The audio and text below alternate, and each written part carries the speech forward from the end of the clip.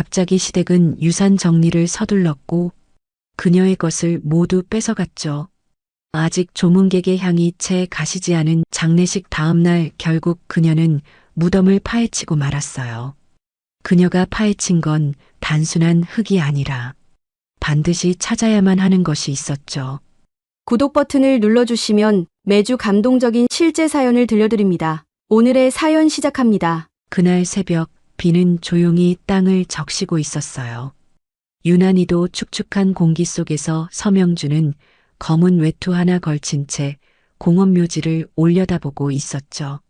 남편의 유골함이 안치된 봉분 앞 그녀는 망설임 없이 삽을 들었습니다. 그녀의 두 손은 젖었고 흙은 무거웠으며 눈물은 이미 흙 속으로 섞여버리고 있었죠.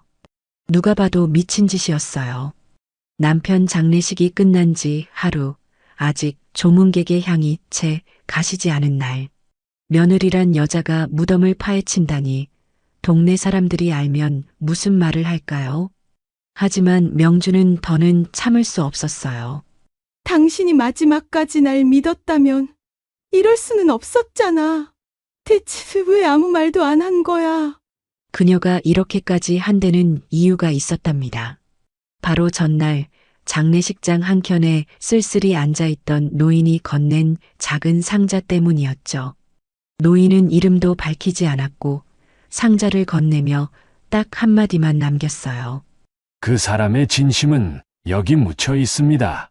믿고 따르세요. 말 같지도 않은 말이었죠. 하지만 명주는 이상하리만치 그 상자에 손이 갔고 안에 든 메모 한 장을 읽은 순간 몸이 얼어붙었어요. 비석 아래 오른쪽 30cm 내가 지켜보겠다. 형준이라고 적힌 필체는 분명 남편 조영준의 것이었죠. 그 순간 그녀는 확신했어요. 남편은 무언가를 숨긴 게 분명하다는 걸. 그리고 그것은 시댁이 절대 그녀에게 알려주지 않을 것이라는 걸요. 그래서 명주는 새벽이 되자마자 묘지를 찾았습니다. 시댁의 눈을 피하려면 이 시간이 유일했죠. 삽을 든 손은 떨렸고 비에 젖은 땅은 쉽게 그녀를 허락하지 않았어요. 하지만 명주는 그럴수록 더 깊이 파고 들어갔죠. 당신이 마지막까지 숨기려 했던 게 뭔지 이젠 알아야겠어. 안 그러면 난 미쳐버릴 것 같으니까. 그녀의 팔과 무릎은 지늘게 파묻혔고 검은 외투는 이미 너덜너덜했어요. 몇 번이나 넘어지고 다시 일어나기를 반복하던 중 삽 끝에 딱딱한 금속 같은 소리가 느껴졌습니다. 그것은 작은 철제 상자였어요. 녹슨 자물쇠 하나 달린 그 상자는 마치 세상의 끝에서 기다리던 유언처럼 명주의 품에 안겼죠. 떨리는 손으로 상자를 꺼낸 그녀는 그대로 무릎 꿇은 채 오열했어요. 이게 대체 뭔데? 왜? 나 혼자 이렇게? 당신은 왜? 비가 점점 더 세차게 내리기 시작했고 그녀의 눈물과 빗물은 구분되지 않았습니다. 어쩌면 그녀 자신조차 구분하지 못했는지도 모르죠. 남편의 죽음이 단순한 사고가 아니었을지도 모른다는 의심 시댁이 갑자기 유산 정리를 서두르던 그 이유, 가리고 그들이 숨기려 했던 모든 단서들. 그 단서가 지금 그녀 품에 안긴 이 상자에 담겨 있었던 겁니다. 그리고 여러분, 그 상자 안에서 그녀가 마주한 것은 단순한 종이 한 장이 아니었어요. 바닥엔 작은 벨벳 주머니 하나가 놓여 있었고 그 안에는 반지 하나가 들어 있었습니다. 바로 그녀가 몇 년 전 잃어버렸다고 생각했던 결혼 반지였죠. 남편은 그 반지를 버린 게 아니었어요. 간직하고 있었던 겁니다. 아무에게도 말하지 않고. 그리고 그 밑엔 또 하나의 서류 뭉치가 있었습니다. 떨리는 손으로 꺼내 펼쳐보니 그녀 명의로 된 인감증명서, 위임장, 유산 관련 계약 서류였죠. 명주는 순간 숨이 멎는 것 같았어요. 당신이 날 믿은 거였어? 이걸 날 위해 준비한 거야? 그녀는 반지를 가만히 쥐고 눈을 감았습니다. 그 모든 진심이 그녀의 손에 닿은 그 반지 하나로 전해지는 듯 했죠. 그리고 그 순간 전화벨이 울렸습니다. 그 상자를 열어보기도 전에 또 하나의 진실이 그녀에게 다가오고 있었던 겁니다. 여보세요? 전화기 너머에서 들려온 목소리는 그녀가 단 한 번도 들어본 적 없는 여자아이의 것이었어요. 엄마 맞으세요? 제가 아빠 장례식에 못 가서 죄송해요. 그녀는 순간 눈앞이 캄캄해졌습니다. 그녀의 남편에게 또 다른 딸이 있었던 걸까요? 그리고 이 모든 진실이 그 상자 속에 담겨 있었던 겁니다. 서명주에게 조영주는 처음부터 나쁜 사람이 아니었어요. 아니, 오히려 참 따뜻하고 다정한 사람이었답니다. 80년대 중반 군청 사무실에서 서무로 일하던 형주는 철없는 막내딸 같던 명주를 보고 처음으로 웃음을 보여줬죠. 뜨거운 물 나오는 정수기 고장 났어요. 라는 말에 허둥대며 고쳐주던 모습이 명주의 기억엔 아직도 또렷하답니다.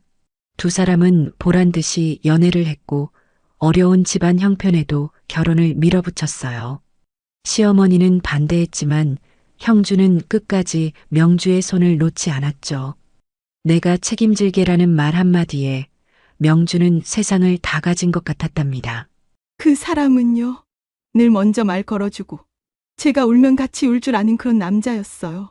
정말 그랬어요. 처음엔. 하지만 결혼 생활이란 게 그렇듯 현실은 늘 이상을 비껴가기 마련이죠. 첫 아이가 태어났을 땐 형준도 같이 밤을 새며 기저귀를 갈았지만 점점 그는 바빠졌고 집에 들어오는 시간은 늦어졌어요. 공무원 생활 20년 명주는 점점 남편의 옆모습만 보는 사람이 되어갔죠. 그래도 명주는 남편을 원망하지 않았어요.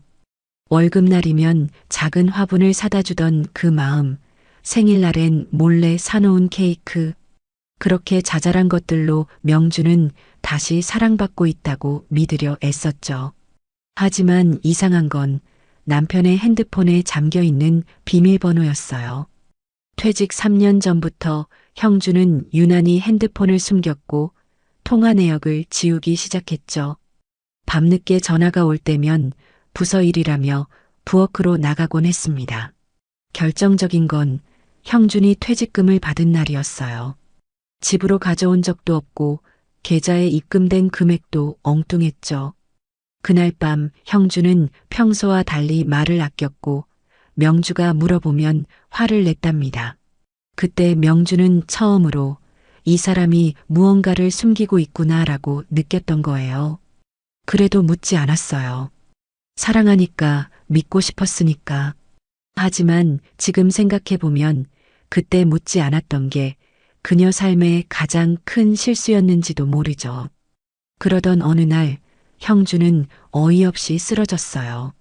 집에서 혼자 아침밥을 준비하다가 식탁에 엎드린 채 숨이 멎어버린 거예요. 명주는 너무도 허망했고 그렇게 남편은 인생의 반려자 곁에 어떤 말도 남기지 못한 채 떠나버렸습니다. 그날 아침 미역국에 간을 보려다 그릇을 깨뜨렸는데 그게 마지막 소리였어요. 형준 씨가 낸 마지막 소리. 그리고 며칠 후 장례식. 시어머니는 울지도 않았고 조문객에게는 예의 바르게 고개만 끄덕일 뿐이었어요. 하지만 장례식이 끝나자마자 말했죠. 유산 문제는 형석이랑 정리해 줄 테니 명주는 그냥 도장만 찍으면 돼. 그날 명주는 말없이 고개만 끄덕였지만 그 순간부터 그녀의 마음속 어딘가가 무너져 내리기 시작했답니다. 시댁이 자신을 가족이 아닌 외부인으로 보고 있다는 걸 그제야 완전히 깨달은 거죠. 그리고 바로 다음 날 그녀는 무덤을 파헤쳤습니다. 무덤을 파헤친 다음 날 아침 서명주는 뜬 눈으로 밤을 지새운 얼굴 그대로 거실에 앉아 있었어요. 손에는 그 상자, 남편이 남긴 결혼 반지와 위임장 서류가 담긴 그 낡은 철제 상자가 쥐어져 있었죠.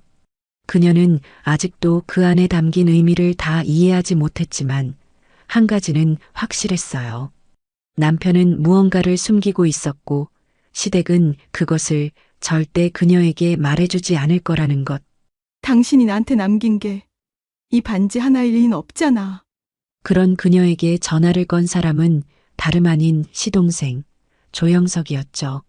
시동생은 장례가 끝나자마자 부동산과 법무사를 불러 모았고 명주에게 유산 분할 회의에 참석하라고 통보했습니다. 형수님, 우리 형이 남긴 유산도 정리해야죠. 오늘 오후에 사무실로 오세요. 말은 정리지만 명주는 직감했어요. 이건 정리가 아니라 배제라는 걸요. 그녀는 떨리는 마음으로 약속 장소에 갔고 그곳엔 이미 형석과 시어머니 오말순 그리고 낯선 법무사가 앉아 있었죠. 이건 형이 생전에 준비한 유언장이에요. 법적으로 효력이 있습니다. 법무사가 펼친 서류엔 남편의 서명과 지장이 찍힌 문서가 있었습니다. 그런데 이상했죠. 명주는 남편이 살아있을 당시 그런 이야기를 한 적이 단 한 번도 없다는 걸 알고 있었거든요. 형준 씨가 이런 걸 나 몰래 준비했다고? 무언가 수상했어요. 문서의 서명은 익숙했지만 글씨는 조금 달랐어요. 그리고 결정적으로 문서의 내용은 충격적이었죠. 남편의 모든 재산을 친자 조연주에게 상속한다는 내용. 조현주? 그게 누군데요? 명주의 목소리는 떨렸고 순간 공기가 멈춘 듯한 정적이 흘렀어요. 그제야 형석이 고개를 돌려 대답했죠. 그 여자아이 장례식 날 전화했던 애요. 형이 젊은 시절 실수로 낳은 딸이랍니다. 친자 확인도 이미 마쳤고요. 명주는 숨이 막혔어요. 상자 속 반지와 위임장이 떠올랐고 그것이 진짜 유언을 의미하는 건 아닐까 하는 생각이 퍼뜩 스쳤죠. 그녀는 자리에 앉은 채 조용히 말했어요. 그럼 그 유언장 진짜가 맞는지 제가 직접 확인 받아야겠어요. 법무사는 당황한 듯했고 시어머니는 기색을 숨기지 않았죠. 오말수는 명주를 노려보며 날을 세웠습니다. 가난한 집에서 시집 와서 우리 형준이 인생 다 빨아먹고 이제 와서 뭘 더 바라니? 그만 체면 좀 지켜. 그녀는 아무 말도 하지 않았어요. 그 대신 상자를 품에 꼭 끌어안았습니다. 그리고 그 순간 그녀는 깨달았죠. 남편은 이 싸움을 예감했고 그녀에게 작지만 강력한 무기를 남긴 거라는 거요. 그리고 이제 그 상자를 증거로 명주는 진짜 싸움을 시작해야 했습니다. 그날 밤 서명주는 상자를 조심스럽게 식탁 위에 올려두고 앉았어요. 딸 수지는 엄마의 낯빛이 심상치 않음을 눈치채고는 조심스레 물었죠. 엄마, 그 상자 도대체 뭐가 들었는데 그렇게 계속 안고만 있어요? 명주는 무겁게 숨을 들이켰어요. 그 반지 하나, 위임장 하나가 그냥 종이 쪼가리일 수도 있지만 어쩌면 그 안에 진짜 유언보다 더 강한 진심이 담겨 있을지도 모른다는 생각이 들었거든요. 수진아, 혹시 법률 상담 잘해준 아는 사람 있어? 믿을 만한 곳이면 더 좋고. 수지는 놀란 눈으로 엄마를 바라봤어요. 그토록 억척스럽던 엄마가 무언가를 위해 도움을 청하는 모습은 처음이었죠. 며칠 뒤 명주는 딸과 함께 시민법률구조단을 찾았습니다. 무료로 소외계층을 돕는 그곳엔 묵묵한 중년 여성 상담사가 그녀를 맞이했죠. 서명주님, 걱정 마세요. 하나씩 차근차근 살펴보죠. 우선 그 위임장, 그리고 이 결혼 반지. 이건 단순한 유품이 아닌 증거가 될 수 있어요. 상담사는 위임장의 날짜, 내용, 그리고 인감날인 여부까지 꼼꼼히 살펴봤고 상자에 남겨진 형준의 메모와 필체 비교까지 요청했죠. 며칠 후 결과가 나왔어요. 놀랍게도 위임장은 법적으로 유산 우선권을 명주에게 이관한다는 내용이었고 그것이 작성된 날짜는 남편이 쓰러지기 단 이틀 전이었죠. 남편분이 마지막까지 부인 명의로 남기려 한 겁니다. 이게 진짜 유언장이나 마찬가지예요. 그 말을 듣는 순간 명주의 눈가에 뜨거운 것이 맺혔어요. 남편의 진심이 이 상자에 남아 있었던 겁니다. 그녀는 곧바로 형석에게 연락을 했습니다. 법무사, 시어머니, 그리고 조연주까지 모두 있는 자리에 다시 모여야 했죠. 저도 보여드릴 게 있어요. 형준 씨가 제게 남긴 상자입니다. 모두가 숨을 죽였고 명주는 천천히 상자를 열었습니다. 반지, 메모, 위임장이 모두 그대로였죠. 법무사가 그것을 받아들고 자세히 들여다보더니 미묘하게 눈빛이 흔들렸습니다. 그 순간 조연주가 조용히 말했죠. 저 상자, 저도 본 적 있어요. 어릴 때 아버지가 서랍 깊은데 꼭꼭 숨겨두던 그 철제 상자예요. 모두가 고개를 돌렸고 시어머니 오말순의 얼굴이 처음으로 일그러졌습니다. 그깟 종이 몇 장으로 뭘 하겠다는 거니? 이미 유언장 다 끝났어. 어머니, 그 종이 한 장이 당신들 위조한 유언장을 무너뜨릴 수도 있다는 거 아직 모르시는군요. 그날 명주는 싸움의 무게가 얼마나 큰지를 처음 실감했어요. 하지만 두렵지 않았습니다. 왜냐면 남편이 그녀를 위해 준비한 이 마지막 상자가 그녀의 등에 손을 얹고 있었으니까요. 그리고 그날 밤 조연주는 조용히 명주에게 말을 건넸습니다.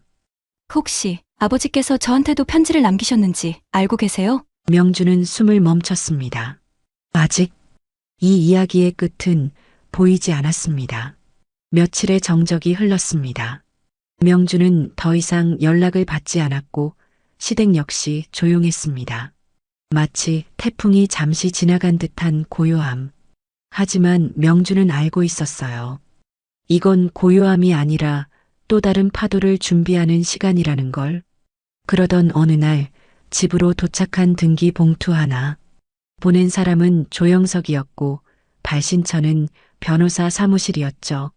엄마, 이거 무슨 내용이야? 명주는 떨리는 손으로 봉투를 뜯었고 안에 들어있는 건 법적 유언장 효력 무효 확인 요청서였습니다.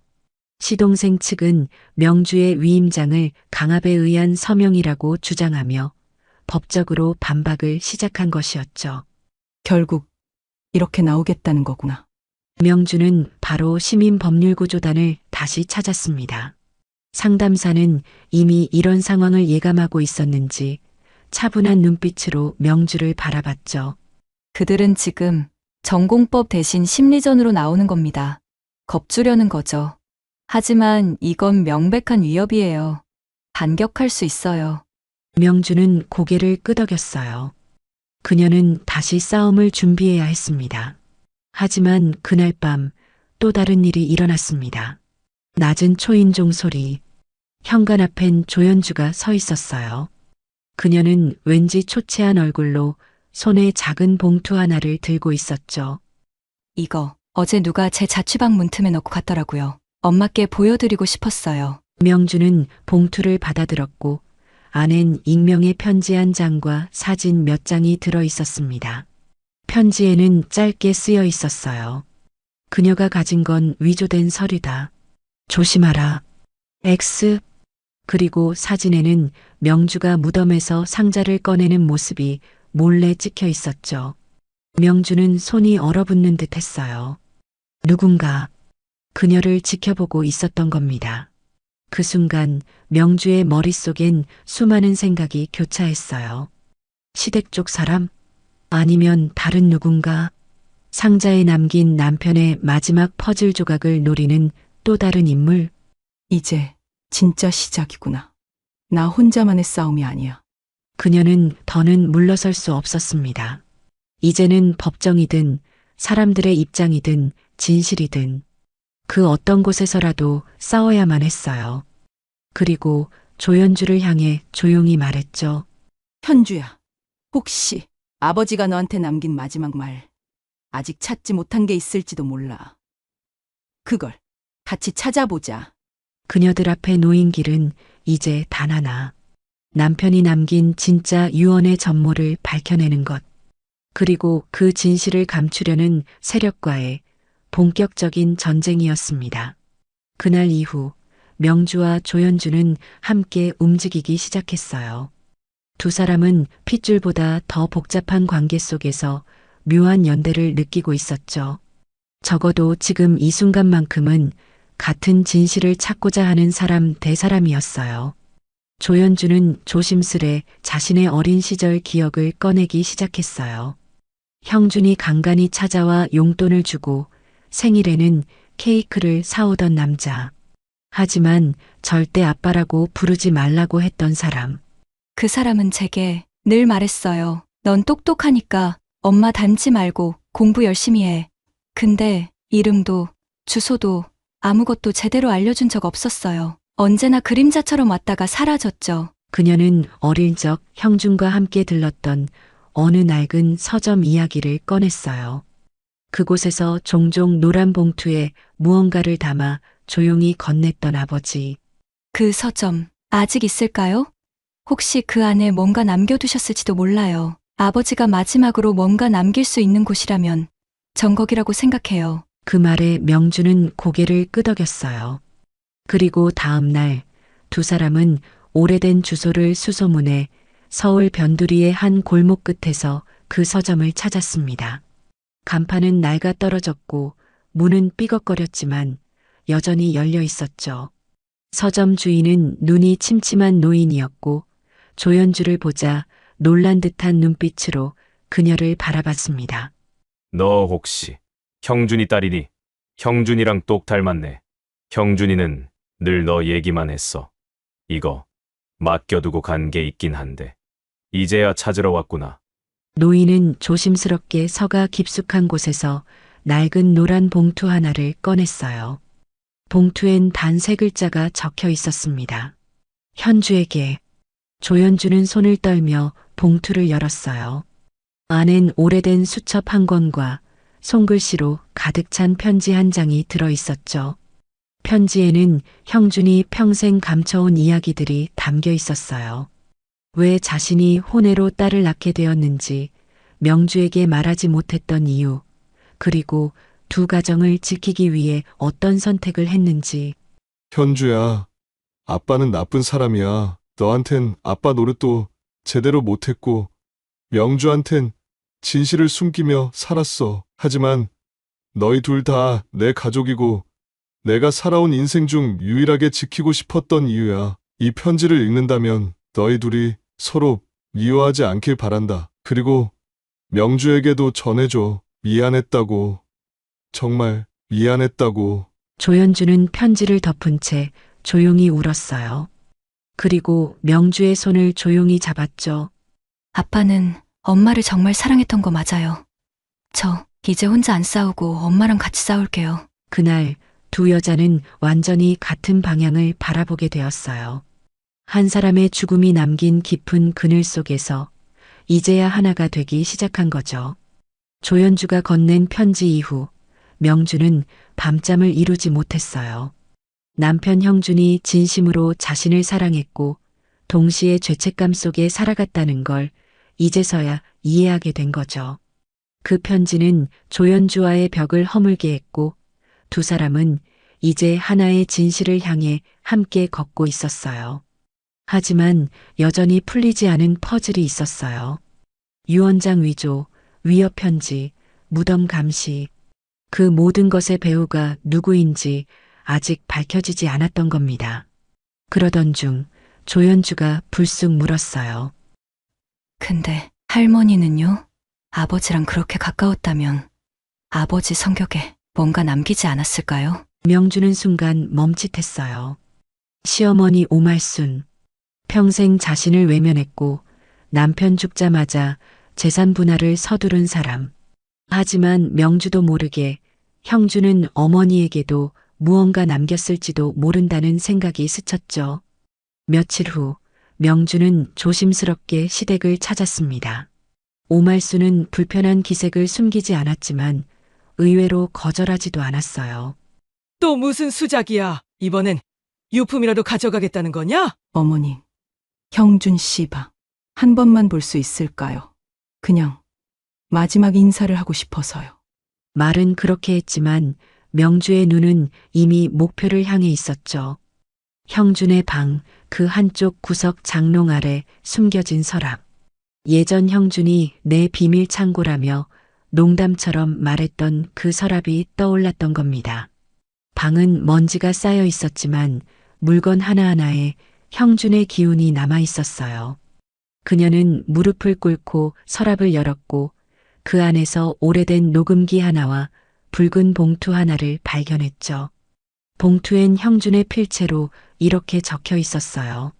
모든 게 끝났을 때 명주가 이걸 보게 해주세요. 그 순간 오말순이 뒤에서 조용히 말했어요. 그거 나도 못 열어봤다. 형준이가 유독 아꼈던 거야. 죽기 전에도 나한텐 열지 말라고 했어. 명주는 가슴이 뛰는 걸 느끼며 봉투를 열었어요. 안에는 짧은 편지와 유서 형식의 진술서, 그리고 USB가 담겨 있었죠. 편지엔 이렇게 쓰여 있었어요.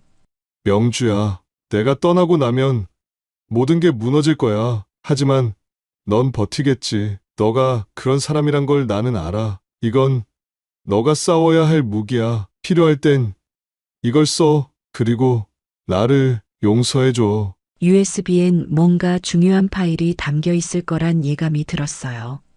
그녀는 조심스럽게 그것을 가방에 넣고 일어났습니다. 돌아서려는 순간 오말순이 조용히 입을 열었죠. 형준이가 죽기 전날 나한테 와서 울더라. 너 얘기하면서 처음이었어. 내가 본 내 아들이 그렇게 우는 거. 명주는 아무 말도 하지 않았어요. 그저 눈물 맺힌 눈으로 고개를 숙였을 뿐이었죠. 그날 그녀는 남편의 마지막 흔적을 품에 안고 돌아왔습니다. 그리고 그녀는 결심했어요. USB 안에 담긴 진실이 무엇이든 이제는 그것을 꺼내들고 세상과 싸워야 할 때가 왔다는 걸. 명주는 집으로 돌아오자마자 문을 걸어 잠그고 책상 위에 USB를 올려놓았어요. 그 작은 저장 장치 하나에 그녀의 인생이 흔들릴지도 모른다는 생각에 손끝이 떨려왔죠. 딸 수지는 옆에서 조용히 엄마를 지켜보다가 노트북을 켜고 USB를 꽂았어요. 화면이 켜지자 하나의 폴더가 나타났고 그 안에는 영상 파일 하나와 PDF 2개가 있었습니다. 영상 파일의 이름은 명주의 형준이었죠. 명주의 심장은 터질 듯 뛰었어요.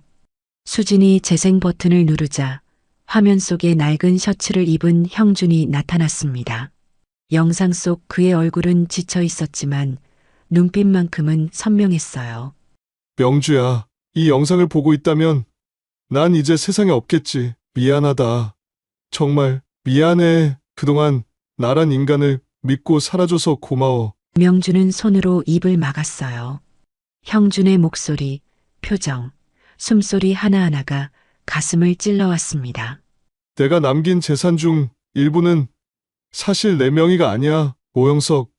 그러니까 너의 동서 이름으로 돌려놓은 게 있어. 그 자식이 곧 유산을 독차지하려 들 거야. 하지만 내가 만든 서류들 여기에 다 넣어뒀어. 너가 이걸 들고 싸워야 해. 명주야, 넌 그럴 수 있는 사람이야. 형준의 영상은 조용히 끝났어요. 하지만 그 여운은 오래도록 방 안을 떠나지 않았죠. 수지는 말없이 PDF 파일들을 열었고 그 안엔 조영석 명의로 돌려놓은 부동산 내역과 통장 거래 기록, 상속 분산 시나리오까지 치밀하게 정리된 문서들이 들어 있었어요. 명주는 몸을 떨며 그 문서들을 내려다봤습니다. 이제는 확신할 수 있었죠. 형준은 단순히 떠난 게 아니었어요. 자신이 저지른 과오를 명주가 바로잡아 주길 바란 채 마지막 유산을 남긴 거였어요. 그래, 형준 씨. 내가 이걸로 끝내줄게. 당신이 시작한 이 싸움 내가 마무리해줄게.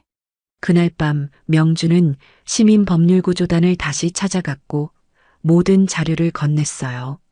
상담사는 문서를 하나하나 살피며 무겁게 고개를 끄덕였죠. 이건 완전히 판을 뒤집는 증거입니다. 조영석 씨는 불법적으로 상속을 빼돌린 셈이고 이 증거는 재판에서 결정적인 무기가 될 수 있어요. 그리고 고요했던 표면 아래 숨겨져 있던 진실이 이제 물 위로 떠오르기 시작했습니다. 그 다음 날 명주는 조연주에게 전화했어요. 현주야, 이제 우리도 그 사람들 앞에 나서야 할 때야. 진실을 들고 당당하게. 그리고 그날 오후 명주와 조연주는 함께 법원에 첫 서류를 접수했습니다. 그 서류 제목은 이렇게 적혀 있었어요. 상속권 침해 및 유언장 위조에 따른 민사소송 접수 서류.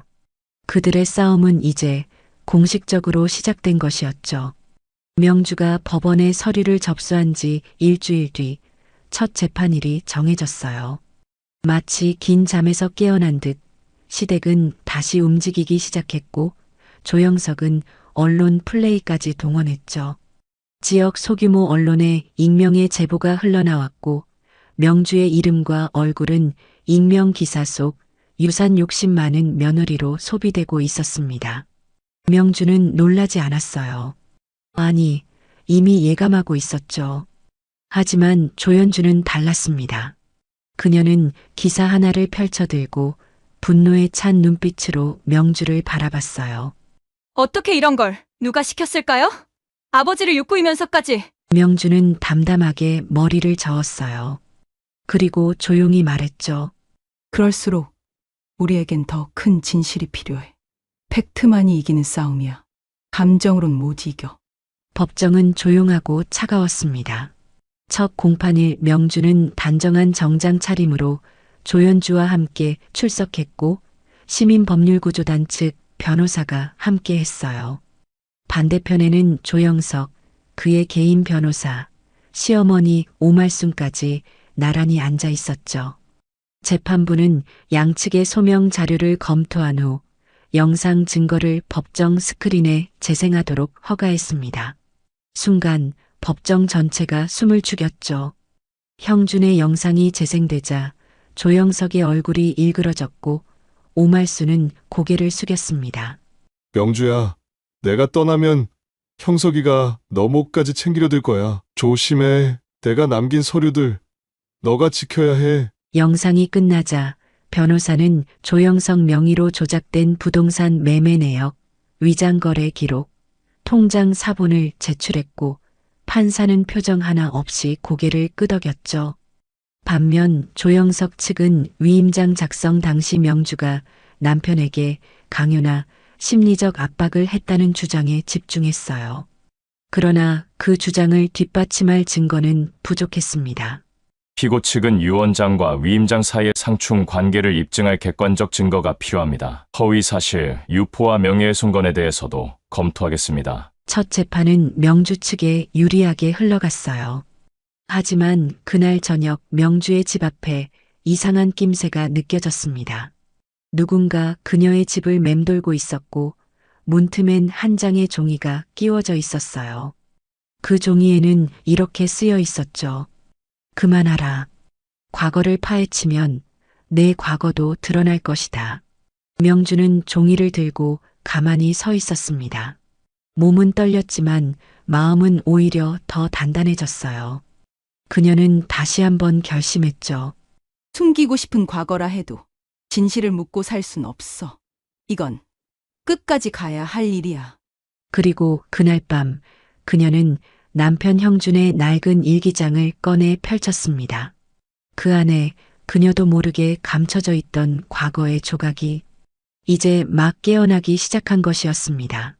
그날 밤 명주는 조심스레 일기장의 첫 페이지를 넘겼어요. 종이는 바랬지만 글씨는 또렷했고 형준 특유의 정갈한 필체가 그 안에 살아 있었습니다. 첫 장에는 이런 문장이 쓰여 있었어요. 내가 이 글을 쓰는 건 언젠가 명주가 이걸 보게 될지도 모른다는 마음 때문이다. 그녀는 내가 숨긴 것들을 모른 채 평생을 살아도 괜찮을 만큼 좋은 사람이다. 하지만 내가 그렇게 만들지 못한 인생이 너무도 미안하다. 명주는 책상 앞에 앉은 채 한 장 한 장 조심스레 넘겼습니다. 형준은 수십 년 전 이야기부터 써내려갔어요. 공무원 생활을 하며 만난 권력자들과의 접촉, 지방 토지 매입 관련 청탁, 그리고 시댁 명의로 우회 이전한 부동산 이야기까지. 형준은 그 안에서 갈등하고 고뇌하고 무너졌어요. 정의로운 가장으로 남고 싶었지만 세상은 그를 그렇게 내버려 두지 않았던 겁니다. 나는 명주에게 부끄러운 남편이었다. 늘 따뜻하게 대해주면서도 내 속은 온통 검은 거래로 채워졌지. 명주가 알면 절대 용서 못할 사람들 사이에서 나는 나를 지우고 있었다. 그리고 중반부, 그날 밤 이야기가 등장했어요. 형준이 심장 통증을 처음 느꼈던 날, 조영석과의 마지막 통화, 그리고 그가 의도적으로 약을 끊었다는 고백.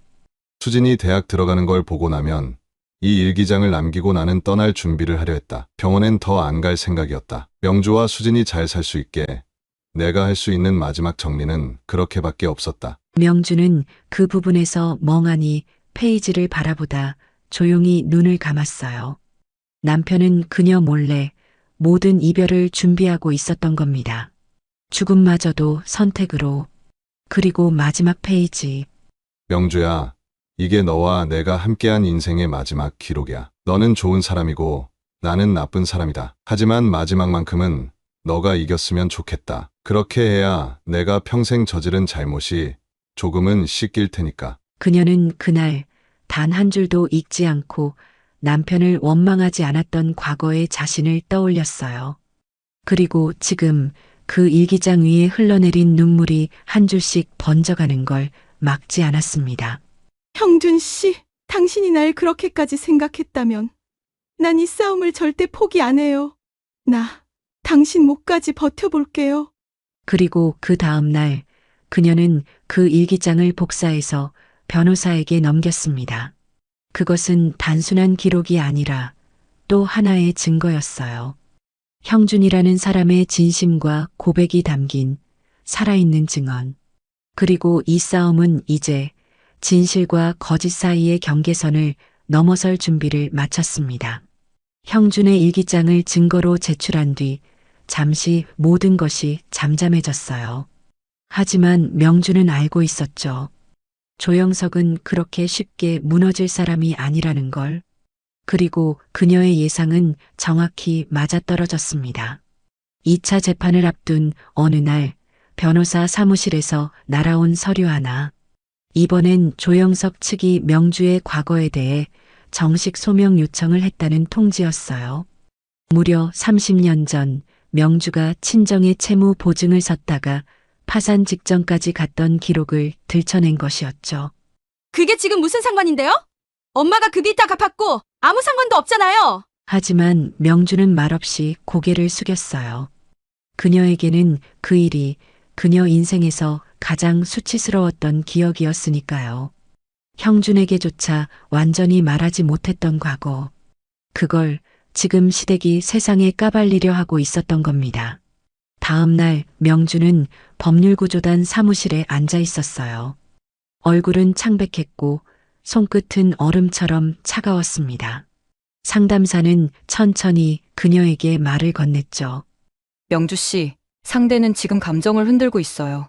증거가 부족하니까 사람을 무너뜨리려는 거예요. 지금이 제일 중요한 순간이에요. 그때 문이 열리며 조연주가 들어왔어요. 그녀는 두 손에 묵직한 봉투 하나를 들고 있었죠.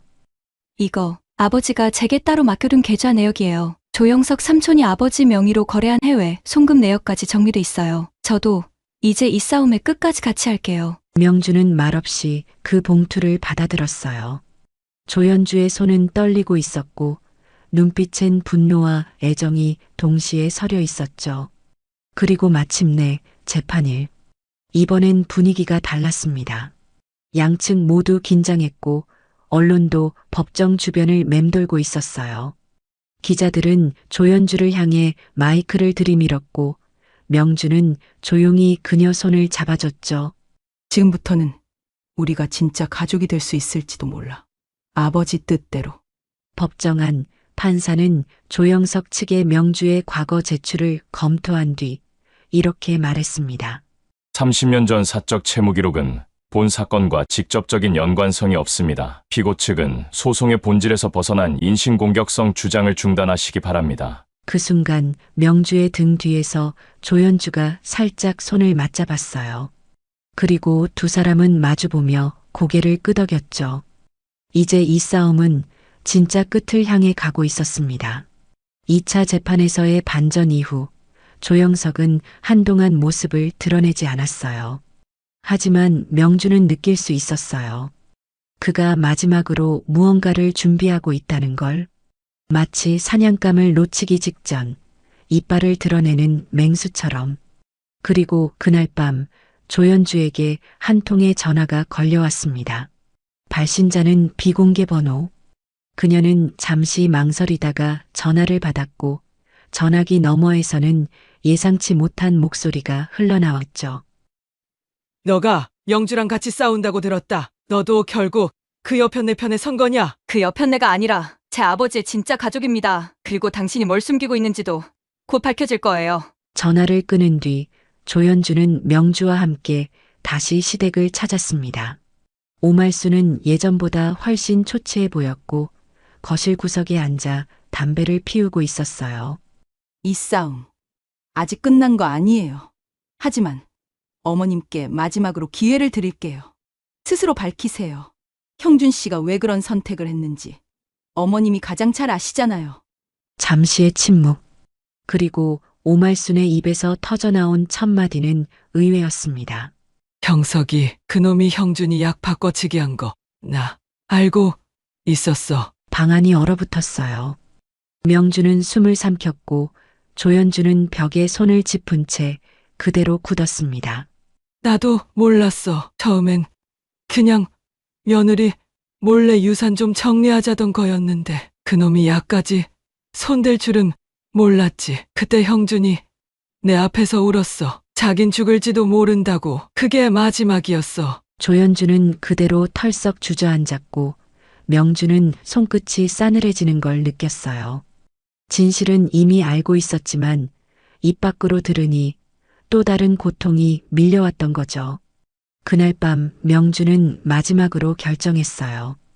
이 사건을 단지 유산 분쟁이 아니라 형준의 사망 경위 재조사 요청서로 바꿔 접수하겠다고. 이건 이제 가족끼리의 문제가 아닙니다. 형준 씨는 죽음을 앞두고 분명히 구조 요청을 했어요. 그걸 무시하고 방조한 건 죄입니다. 반드시 밝혀야 할 진실이에요. 그리고 그녀는 조용히 경찰서를 향해 걸어갔어요. 진실의 끝이 어떤 모습일지 몰라도 이제는 누구도 이 길을 되돌릴 수 없다는 걸 알고 있었죠. 그리고 며칠 뒤 조영석은 고의적 유산 사기 및 약물방해 정황으로 경찰의 출석 요청을 받게 됩니다. 조영석이 경찰서에 소환된 날 명주는 법원 대신 파출소 앞에 섰습니다. 기자들의 셔터 소리가 연신 터졌고 그의 변호사는 급히 얼굴을 가린 채 안으로 사라졌어요. 수지는 엄마 옆을 지켰고 조연주는 그날도 정장을 차려입고 당당히 나섰습니다. 이제는 숨길 것도 피할 것도 없었죠. 진실은 이미 사람들 입에 오르내리고 있었고 이제는 그 결말만 남았을 뿐이었습니다. 조영석은 조사를 받으면서 끝까지 부인했어요. 약물 바꿔치기, 유산 조작, 모든 것이 오해라는 말뿐이었죠. 하지만 경찰은 형준의 주치의 진술, 약국 출입 기록, 금융거래 내역을 통해 그의 행적을 정밀하게 추적하고 있었어요. 형준 씨의 심장약 복용 내역과 실제 처방 기록이 일치하지 않습니다. 이 약이 조영석 씨 본인 명의로 약국에서 처방받아 구입된 사실도 확인됐습니다. 어떻게 설명하시겠습니까? 그 순간 조영석의 얼굴이 무너져 내렸어요. 벽처럼 단단하던 표정은 흔들렸고 그는 입술을 달싹이다 결국 말을 잇지 못했습니다. 법원에서도 명주는 형준의 일기장과 영상, 조연주의 제출 자료, 오말순의 증언까지 총체적 자료를 제출했어요. 판사는 조용히 서류를 넘기며 말했죠. 피고 조영석은 본인의 주장과 반하는 수많은 정황 증거를 제출받았습니다. 본 사건은 단순한 상속권 다툼을 넘어 형사 사안으로도 확대될 수 있습니다. 그날 오후 경찰은 정식으로 조영석을 사기 혐의로 입건하고 추가 조사를 진행하겠다고 밝혔어요. 오말수는 끝내 법정에 나오지 않았고 병상에 누운 채 눈을 감고 있었죠. 조연주는 마지막 공판이 끝난 후 명주에게 다가와 작게 웃으며 말했어요. 이제 아버지도 좀 웃고 계실 것 같아요. 저희가 해냈으니까요. 명주는 조연주의 손을 꼭 잡았어요. 그리고 속삭이듯 대답했죠. 우리 결국 가족이 됐네. 그런 가족 말이야. 누가 만들어준 게 아니라 우리가 만든 거. 모든 것이 끝나가는 듯 했어요. 하지만 그날 밤 명주의 집 우편함엔 또 한 장의 종이가 끼워져 있었죠. 아주 낯익은 필체로. 명주야, 마지막으로 꼭 보여주고 싶은 게 하나 더 있어. 형준. 명주는 순간 숨을 멈췄습니다. 이제 끝이라고 믿었던 이 싸움이 아직 마지막 한 조각을 남겨두고 있었던 겁니다. 명주야, 마지막으로 꼭 보여주고 싶은 게 하나 더 있어. 그 한 줄의 편지. 짧았지만 그 문장을 읽는 순간 명주의 손끝은 다시 떨리기 시작했어요. 형준의 마지막 목소리처럼 느껴졌거든요. 그동안 모든 싸움을 끝냈다고 믿었던 그녀는 다시 한번 남편의 흔적을 쫓기로 결심했습니다. 편지의 뒷면엔 주소 하나가 적혀 있었어요. 경북 봉화군 땡땡면 산 103-2. 낯설지만 익숙한 이름. 명주는 한참을 생각하다가 옛날 형준이 아버지와 어릴 때 묻었던 나무가 있다고 말하던 기억을 떠올렸어요. 며칠 뒤 명주는 조연주, 수진과 함께 그곳을 찾았습니다. 가파른 오솔길을 따라 올라간 산자락한 귀퉁이, 작은 비석 하나와 잘 다듬어진 느티나무 한 그루가 서 있었어요. 그리고 그 나무 밑엔 누군가 일부러 표시를 해둔 듯 조심스럽게 쌓아둔 돌무더기가 보였죠. 명주는 그 돌을 하나씩 걷어냈고 곧 작은 나무 상자가 드러났어요.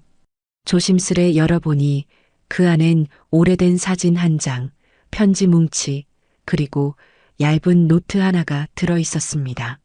사진 속에는 젊은 시절의 형준, 어린 시절의 명주, 그리고 아직 걸음마도 못된 수진의 모습이 담겨 있었죠. 그리고 편지. 모두 명주에게 쓰인 것들이었어요. 어떤 건 출산 직후의 감정, 어떤 건 부부싸움 후의 후회, 어떤 건 그냥 사랑해라는 짧은 한 줄이었습니다. 나는 왜 당신이 이렇게 날 사랑해줬다는 걸 그땐 몰랐을까? 그녀는 마지막으로 노트를 펼쳤습니다. 노트에는 수진에게라는 제목이 적혀 있었어요. 형주는 딸에게 엄마가 얼마나 대단한 사람인지 자신이 왜 이런 선택을 할 수밖에 없었는지를 담담히 써내려갔습니다. 수진아, 아빠는 엄마처럼 살아보지 못했단다. 하지만 너는 엄마를 닮았으면 좋겠어. 강하고 따뜻하고 끝까지 포기하지 않는 사람 말이야. 그런 사람이 진짜 어른이란다. 수진은 노트를 꼭 안은 채 눈물을 흘렸고 조연주는 조용히 손을 그녀 어깨에 얹었습니다. 명주는 그 둘을 바라보며 오롯이 눈을 감았어요. 그녀는 알았어요. 형준이 남긴 마지막 선물은 돈도 증거도 아닌 진심이었다는 것을. 그래요, 당신. 이젠 됐어요. 우리 정말 잘 살아볼게요. 당신이 남긴 그 마음 안고. 비가 내리고 있었어요. 가늘지만 멈추지 않는 봄비. 명주는 베란다 창가에 앉아 조용히 비를 바라보며 형준의 마지막 편지를 곱씹고 있었어요. 세상에서 가장 무겁고도 가벼운 말, 사랑해라는 글자. 한 달 전만 해도 그녀는 싸움 속에 있었어요. 믿음은 무너졌고, 가정은 흔들렸고, 남겨진 건 절망뿐이었죠. 그런데 지금 그녀 곁에는 딸 수진이 있고 조연주가 있었어요. 그리고 그들 셋은 서로를 지탱해주며 조금씩 일상을 회복해가고 있었죠. 명주는 그날 조용히 수진을 불렀어요. 그리고 손에 들려준 것은 오래된 앨범 한 권. 이 사진들, 너랑 아버지랑 처음 찍은 거야. 그땐 우리가 아무것도 없었지만 행복했단다. 그걸 너도 기억해줬으면 해서. 수진은 앨범을 넘기다 끝자락에서 멈췄어요. 그리고 눈시울을 붉히며 말했죠. 엄마, 나 아빠가 밉지 않아. 오히려 이제야 아빠가 어떤 사람인지 알게 된 것 같아. 고마워. 엄마가 여기까지 버텨줘서. 그날 밤 조연주는 부엌에 서서 조용히 음식을 준비하고 있었어요. 명주는 그런 그녀의 뒷모습을 바라보다 다가가 불쑥 말을 꺼냈죠. 현주야, 앞으로 내가 어디서 어떤 삶을 살든 너의 자리는 항상 여기에 있어. 우리 집이 너의 집이야. 저도 이제 그렇게 생각하려고요. 가족이란 건 선택하는 거잖아요. 저도 이제 선택할래요. 엄마, 수진이, 그리고 나 그렇게 살아볼게요. 서로를 가족이라 부를 수 있게 된 순간 명주는 형준이 정말로 바란 것이 무엇이었는지 확신할 수 있었어요. 돈도 명예도 아닌 바로 이 평범한 웃음과 따뜻한 저녁 밥상이었음을. 그리고 몇 주 뒤 형준의 추모비가 새로 세워졌어요. 그 위엔 명주가 직접 쓴 문장이 새겨졌죠. 당신의 진심은 우리 모두를 지켜냈습니다. 비가 그친 오후 세 사람은 나란히 추모비 앞에 서 있었어요. 각자의 방식으로 조용히 눈을 감고 짧게 속삭였죠. 고마워요, 형준 씨. 이제야 당신을 진짜로 이해할 수 있을 것 같아요. 그로부터 몇 달 후 계절은 여름을 향해 가고 있었어요. 명주의 삶은 다시 고요해졌지만 이전과는 전혀 다른 색을 띠고 있었죠. 상처는 아물었고 흔적은 여전히 남아 있었어요. 하지만 그 흔적마저도 이제는 삶의 일부가 되어 있었습니다. 수지는 대학원 진학을 준비하며 하루하루를 바쁘게 살았고 조연주는 명주의 집 근처로 이사해 작은 미술 교실을 열었어요. 둘은 때때로 다투기도 했지만 이젠 웃으며 서로를 언니, 동생이라 부를 만큼 가까워졌죠. 매주 금요일이면 셋이 모여 저녁 식사를 함께 했고 그 식탁 위엔 언제나 형준의 이야기가 빠지지 않았습니다. 명주는 여전히 새벽이면 형준의 편지를 꺼내 읽곤 했어요. 더 이상 오열도 분노도 없었지만 그리움만은 사라지지 않았죠. 그리고 그 편지를 읽으며 매번 형준과 함께 나눈 소소한 일상과 아직 미처 해주지 못한 말들을 떠올렸습니다. 당신 없이도 잘 살 수 있을까? 처음엔 무서웠어요. 그런데 지금은 알아요. 잘 살아내는 게 당신이 남긴 사랑에 대한 내 방식의 대답 같아요. 고맙고 미안하고 여전히 보고 싶어요. 그날도 명주는 추모비 앞에 서 있었어요. 바람이 불었고 하늘은 맑았어요. 그녀는 손에 작은 꽃다발 하나를 들고 형준의 이름이 새겨진 돌을 가만히 쓰다듬었죠. 그리고 한참을 서 있다가 조용히 입을 열었어요. 당신 없는 세상은 처음엔 참 낯설었어요. 그런데 당신이 남긴 사람들, 수진이, 현주 덕분에 이젠 괜찮아요. 우리 모두 당신 목까지 잘 살아갈게요. 그녀는 꽃다발을 내려놓고 돌아서 걸어 나왔어요. 조연주와 수진이 멀리서 손을 흔들고 있었고 명주는 처음으로 그들에게 선뜻 손을 흔들어 보였죠. 바람은 여전히 불었고 하늘 아래 셋의 그림자가 나란히 길게 늘어졌습니다. 인생은 계속되었고 그 안에 형주는 더 이상 없지만 그가 남긴 사랑과 용기는 분명히 남아 있었어요. 그리고 그 길 위에서 명주는 조용히 웃었어요. 마침내 그녀는 다시 삶을 시작할 수 있었던 겁니다.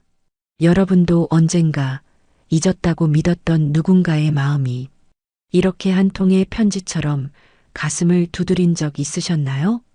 가족이란 피가 아니라 마음으로 맺어지는 것. 오늘의 이야기가 여러분 마음에도 조용한 울림이 되었기를 바랍니다. 구독과 좋아요는 진심을 지켜낸 이들의 이야기가 더 멀리 퍼져갈 수 있는 힘이 됩니다. 다음 이야기에서도 또 다른 인생의 진실과 마주해 보세요.